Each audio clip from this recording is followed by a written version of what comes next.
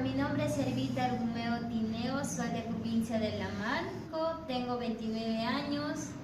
Bueno, en este momento estoy laborando en el Museo de la Memoria de ANFACEP. ANFACEP es una asociación que narra la historia de los años 80 del conflicto armado que vivió región Ayacucho en sus 20 años. Aquí mismo, sí. Abimel Guzmán en la universidad empieza esa idea de compartir a los estudiantes. Y un estudiante vuelve a la casa, comparte con la familia, luego se agranda, luego ya es como un red de mercadeo casi, se jala. Y en el campo dice la gente, sendero, sendero. Así mamitas vienen allá a confesar, dicen, yo en Chuchi he ido, senderos están diciendo. Y fui como a la feria, antes había feria y dije, ¿qué son senderos? Yo miraba y en una casa estaban encerradas personas del mismo pueblo y yo dije, ¿qué es sendero? ¿Qué es sendero? Y yo volví a mi casa, a mi esposo le comentaba. Y yo no, la verdad yo ni siquiera he entendido qué era sendero o de qué trataba, porque la gente inocente como han sido engañados, nada ni por la mente. Cuando agredían ya, bueno chicos, me casa cojan, cuando ya empiezan a matar, forzar, eran los que matan, los que ahí empiezan.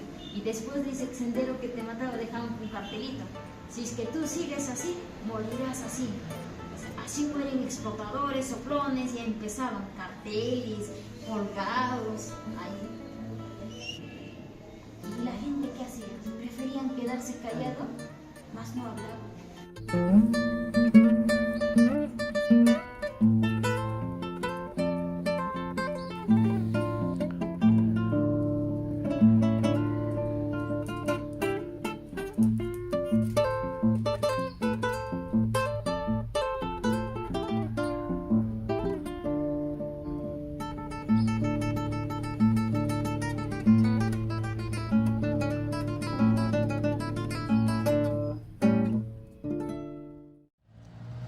Mis queridos amigos y enemigos, estamos acá en Ayacucho, en la ciudad de Huamanga, y acabamos de visitar el museo que está aquí a nuestra espalda.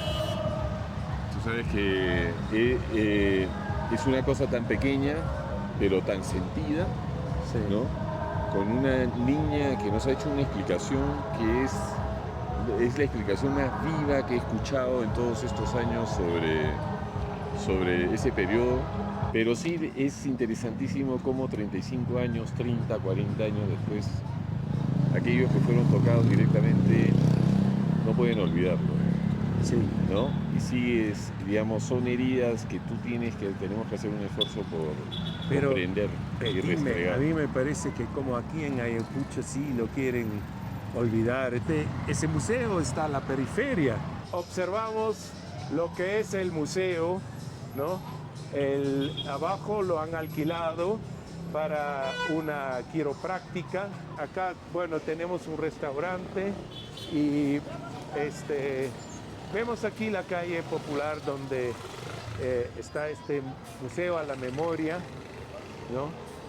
Y aquí el parquecito, al lado un parquecito verde, parquecito bonito. El museo... Ahora tú dices, hay gente que quiere olvidar. Sí, me parece que pasar sí, la página, sí. El único asunto es que quienes sufrieron una pérdida no pueden olvidar. Ayacucho es una ciudad, desde que la conozco en 1980, cuando empezamos nuestras actividades periodísticas, 3 veces más grande, que tiene una universidad con miles de alumnos. Es la segunda universidad más antigua de todo el Perú, se fundó en 1677. Mira, justamente ahora estamos yendo a la universidad San Cristóbal, ¿no? San Cristóbal de Huamanga. De Huamanga, donde comenzó todo el tema del terrorismo. Así fue la base ideológica de Sendero Luminoso. Ahí estamos yendo. Ajá. 1980, pero Sendero Luminoso aparece a inicios de la década de 1970 como una organización al interior de la Universidad San Cristóbal de Huamanga, en un momento en el que la universidad acoge a profesores, estudiantes que tienen expectativas con respecto al desarrollo, que tienen expectativas con respecto a la superación personal, Y en tercer lugar, en un momento en el que hay una suerte de radicalidad o de radicalismo en el discurso y en la praxis política, especialmente en el discurso y la praxis política de los grupos de izquierda. O sea, Ayacucho hoy día está relativamente postergada en términos de, digamos... No, en ese entonces también Ayacucho estaba bastante y postergada. Ayacucho estaba mucho más postergada. Por supuesto, pero Sendero Luminoso no es consecuencia de la situación de atraso de Ayacucho. ¿Sí? Ya. Con Jorge Basadre en 1958 es que se reinaugura la universidad luego de 100 años de casi clausura. 100 años de clausura, porque la universidad es clausurada en 1885 como consecuencia de la crisis económica después de la derrota de la Guerra del Pacífico. Ajá. Ya. Efectivamente, entre 1958 y 1959 se inicia el proceso de reapertura de la Universidad Nacional de San Cristóbal de Huamanga. Y se forma una comisión donde no solamente participa Jorge Basadre, también está José María Arguedas, por ejemplo. Ah, mira tú. ¿Ya? Y está Luis Valcárcel, es decir, connotados intelectuales de la está época. Morote. No, Morote es después. Morote es un poquito después. Vamos por partes.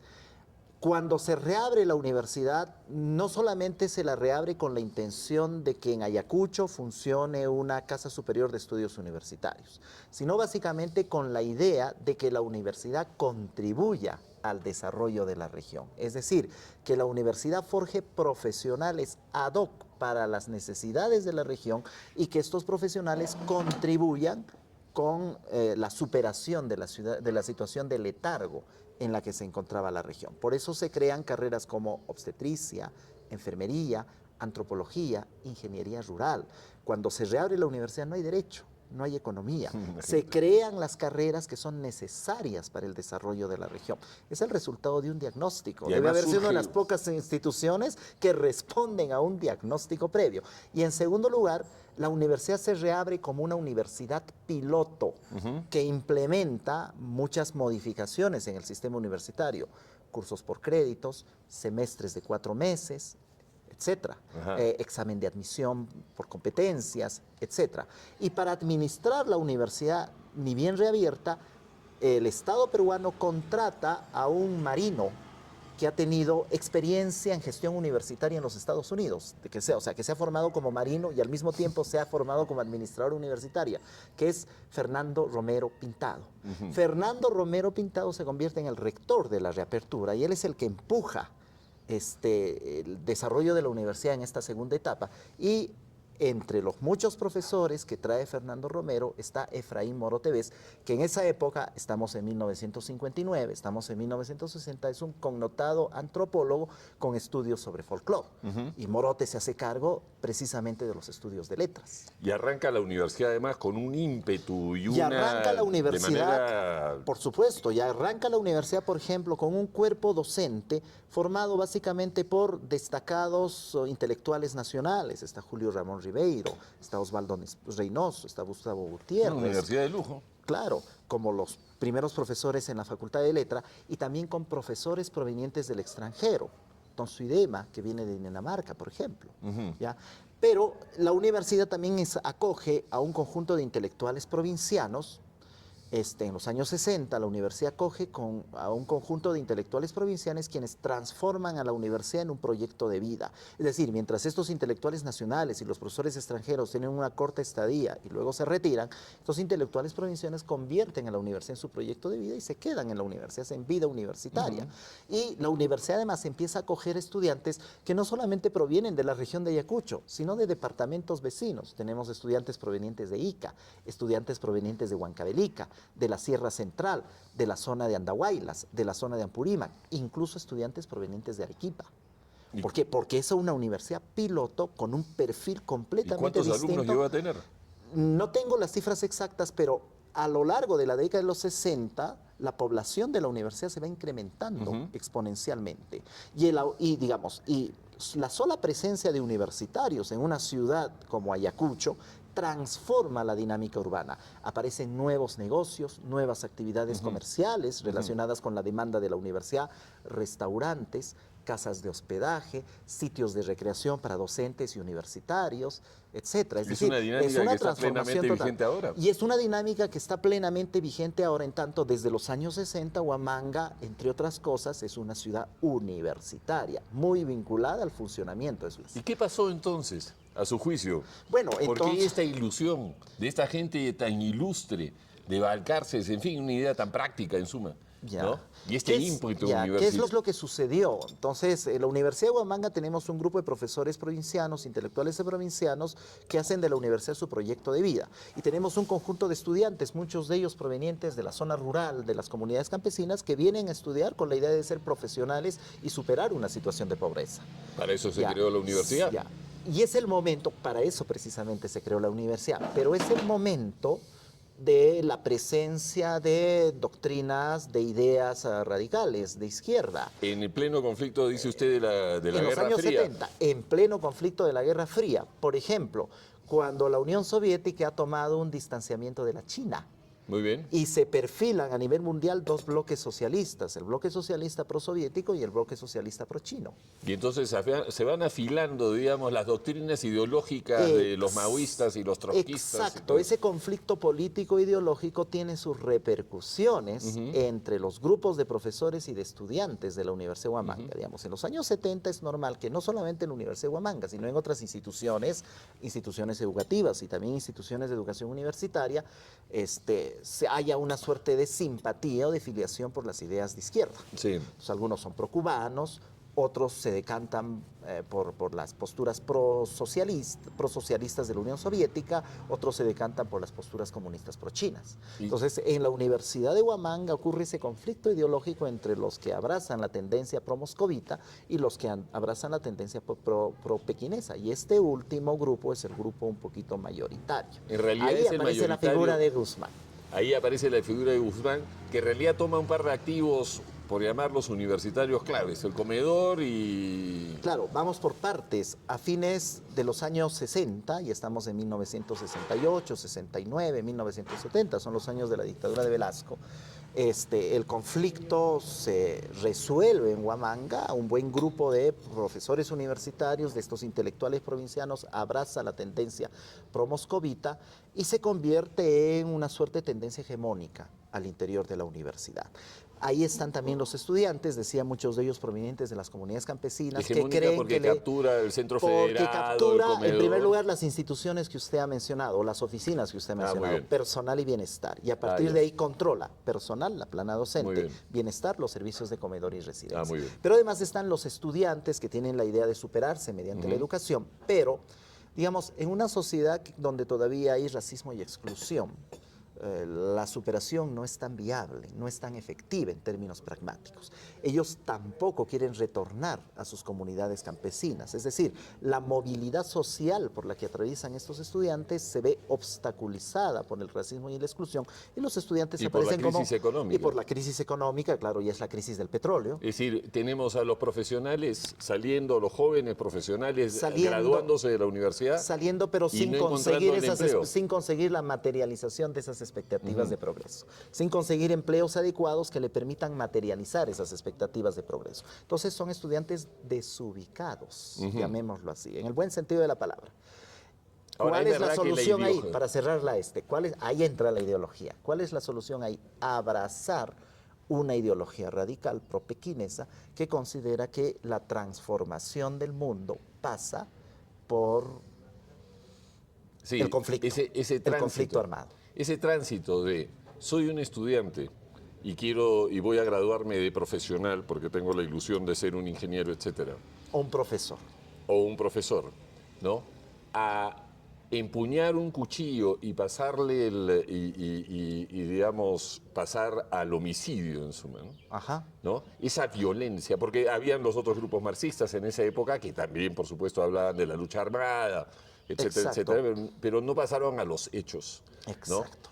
Y una vez cometidos los hechos, es fácil decirlo, pero una vez que uno está en el campo, en efecto, con una, digamos, se desató una violencia descomunal, ¿no? Claro, es que todo ese tránsito es en los años 70 y Ya. es un tránsito paulatino, porque digamos, son jóvenes que están ingresando a la universidad a fines de los 60, y tanto a fines de los 60 se resuelve la disputa entre los pro-chinos y los pro-soviéticos. Entonces, están ingresando a la universidad a fines de los 60 y a lo largo de los años 70 o hasta pasada la mitad de la década de 1970 están haciendo su carrera universitaria.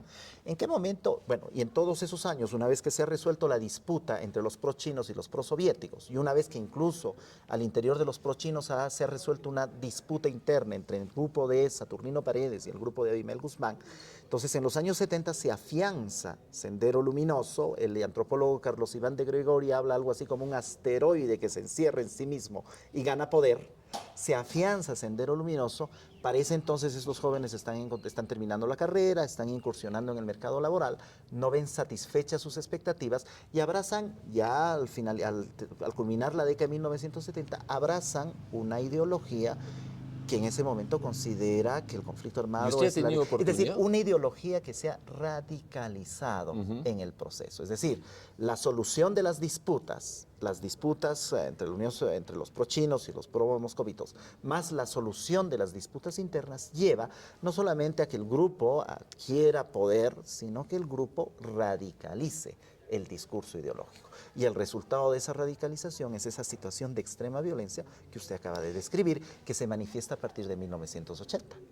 Ahora, claro, Sendero Luminoso se opone a la reforma agraria por un lado, es decir, es un gobierno... Todos los grupos de izquierda se opusieron. Todos los grupos de izquierda se opusieron. Porque la muy bien. reforma agraria es el año 69, cuando recién se está resolviendo la disputa entre pro-chinos y pro-moscovitas. Todos los grupos de izquierda, o la mayoría de grupos de izquierda, se oponen a la reforma agraria y se oponen al gobierno de Velasco. E inventan categorías de radicalidad para etiquetar el gobierno de Velasco. El grupo de Sendero, que en ese entonces todavía no se identifica como Sendero, sino que es el grupo que está optando la vía pro-china, le llama al gobierno militar como gobierno fascista. Ahora, evidentemente, la masacre,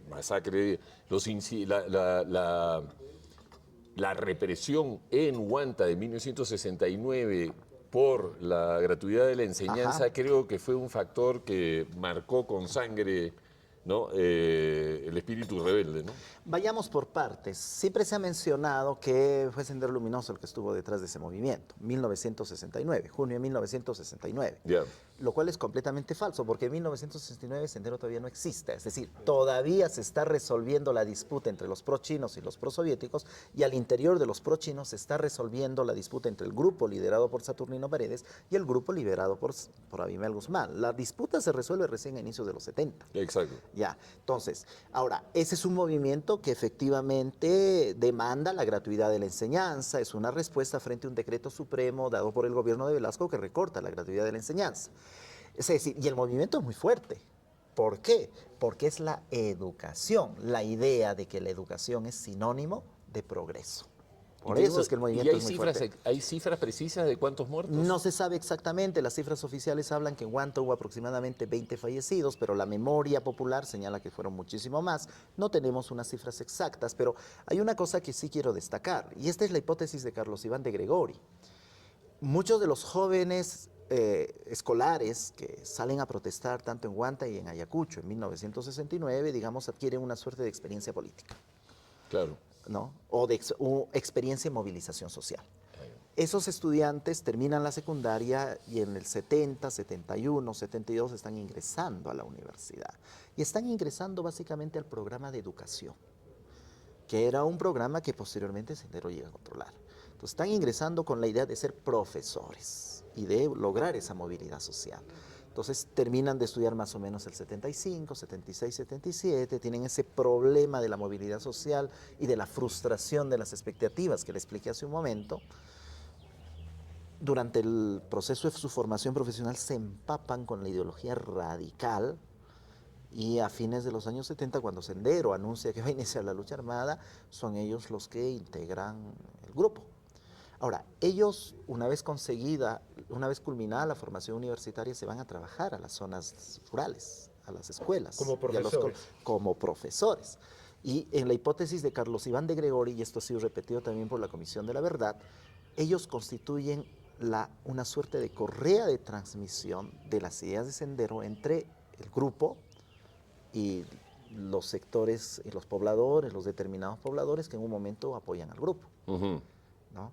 Entonces, por eso es que Sendero se explica a partir de todos estos procesos de acceso a la educación, de disputas ideológicas, y no es exclusivamente una respuesta a la situación de pobreza que existía en Ayacucho.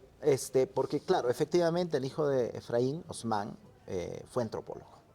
Y él hizo trabajo de campo en las alturas de Huanta, en las comunidades campesinas de las alturas de Huanta. Y él, mire usted hasta qué punto el marco ideológico nubla el sentido común. Que ese fue el problema. El marco ideológico, la extrema ideologización nubló hasta el sentido común, hasta el sentido común. Entonces, con el marco ideológico, Osman se va a las alturas de Huanta a hacer trabajo de campo, a hacer observación etnográfica. Ese es el trabajo de campo antropológico, intentando encontrar haciendas donde hay relaciones de dominación y donde puede existir una respuesta de parte de las poblaciones campesinas. Y en las alturas de Huanta, perfecto, a fines de los años 60, en los 70, todavía hay haciendas, unas haciendas que están en una situación de pobreza bárbara. Y además se ha dictado la reforma agraria. Y además ha ocurrido la reforma agraria y los campesinos se han convertido en los propietarios de las tierras. Mire, a fines, cuando se da la reforma agraria en Ayacucho, todas las haciendas estaban ya completamente quebradas. Y es más, hacendados, anticipándose a la reforma agraria, incluso transfieren la tierra a sus campesinos. O sea, es una respuesta ideológica a un dominio que ha sido desbaratado con la reforma agraria. Es una mirada ideológica equivocada de una realidad que ha cambiado por completo, no solamente por la reforma agraria, sino por la crisis de la sociedad, de la región ayacuchana desde mediados del siglo XX y por el acceso de los campesinos a la educación. Es una mirada ideológica que son unas anteojeras que les permite ver la sociedad. Ya, entonces, la tesis que elabora Osman es una tesis, pues, así, muy sesgada por el ente, y eso se traduce por el ente ideológico. En el campo. Cuando Sendero efectivamente inicia su violencia terrorista en los años 80, ellos piensan que van a contar con el apoyo de los pobladores altoandinos de Huanta. Cuando los pobladores altoandinos de Huanta, al contrario, reaccionan de manera distinta. Ellos son los primeros en oponerse a Sendero Luminoso. Por eso el linchamiento de los senderistas en Huaychao en enero de 1983. Por eso el asesinato de los periodistas en Uchurajay. Uchurajay, claro. Exactamente, y Lucanamarca, que era solamente 2 meses después, digamos, 83 era una guerra abierta allá arriba en las alturas. Claro, es una guerra abierta donde los campesinos prácticamente se están enfrentando a Sendero Luminoso. Y es más, el historiador Ponciano del Pino ha descubierto documentos de inicios de 1983 donde los campesinos deciden oponerse a Sendero. Una gran parte de gente que no apoyaba Sendero en un comienzo pensaba que esto sí era un levantamiento del pueblo ayacuchano. Para nada, porque ¿quiénes son los que apoyan a Sendero? O sea, en el ámbito, ya que estamos hablando en el ámbito universitario, ¿quiénes son los que apoyan a Sendero? Estudiantes que han pasado por la universidad, que han tenido una formación, profesional, pero sobre todo han tenido una formación ideológica, es decir, les han proporcionado esas anteojeras que nublan hasta el sentido común. Por eso es que Sendero está asociado a un fenómeno educativo, no está asociado a una situación de pobreza. Y hay sectores campesinos que desde una época muy temprana se oponen a la violencia terrorista desatada por el grupo. Del historiador Ponciano del Pino sobre la presencia de Sendero Luminoso y la formación de las rondas campesinas en el Valle del Río Apurímac, en la segunda mitad de los años 80. Él tiene una hipótesis bien provocadora, bien interesante. ¿Por qué en la zona del Valle del Río Apurímac se forman rondas campesinas en la segunda mitad de los años 80? ¿Se acuerda de Huayhuaco? Sí. ¿No? Él formó una ronda en esa parte. Claro. ¿Por qué se forman rondas? Él observa que los integrantes de las rondas no solamente son colonos o peones que trabajan en esa zona, sino además son evangélicos. Son evangélicos. Entonces, ¿cuál es la idea? Podríamos decir, fueron motivados por las Fuerzas Armadas en cierta medida, pero esa no es la causa principal para la formación de las rondas. Estos evangélicos elaboran una representación de Sendero, elaboran una idea de Sendero. Los senderistas son los anticristos, son los demonios que están viniendo a luchar contra la humanidad en los tiempos del juicio final. Una mirada eminentemente evangélica. Y Por lo milenaria. tanto, nosotros somos, dicen los ronderos, nosotros somos los soldados de Cristo, que tenemos que tomar las armas y luchar contra esos demonios. Una cifra que vi que en los años 80, 90, los evangélicos han crecido tremendamente. Exponencialmente en la región de Ayacucho. Hasta llegar a un 20% de la población. Y un poco más, yo diría. Algo más un poquito todavía. más, sí. Es increíble. Sí, es cierto. Ajá. Bueno, y ahora estamos ante una sociedad 20, 30 años después que ha sido arrasada por la violencia. Es decir, la famosa canción de Flor de Retama, ¿no? Que no tiene nada que ver con Sendero Luminoso, eso Exacto. es con el movimiento de la gratuidad de la Sí. enseñanza. Pero Ahora, hoy día- que por ahí simpatizantes de Sendero la cantasen, o sea, no la convierten necesariamente en una canción proterruca, ¿no? Digamos, los simpatizantes de Sendero también deben haber cantado el Meneíto de Natucha, sin duda. que no la convierte tampoco esta cantante Claro, en una... pero tiene, Ajá. tiene esa cosa poética sobre la rebeldía y sobre la sangre del pueblo. La sangre huele a perfumes, Huele a violetas, perfume, a geranios, violetas, a que es una, dinamita. claro, que es una estrofa bien Polvo de polémica. dinamita. Bueno, Sí, sí, no, nada, es un De canto. Dolorier, el autor, es un canto a el la compositor es rebelión Dolorier. y es un canto Es un a- canto, Así esa es. manifestación espontánea de Huanta, de Ayacucho, contra el decreto que restringía la gratuidad de la enseñanza. Estoy de acuerdo. Y que ocasionó una gran cantidad de muertos. Así es, así es. Pero entonces, 30 años después, ¿no?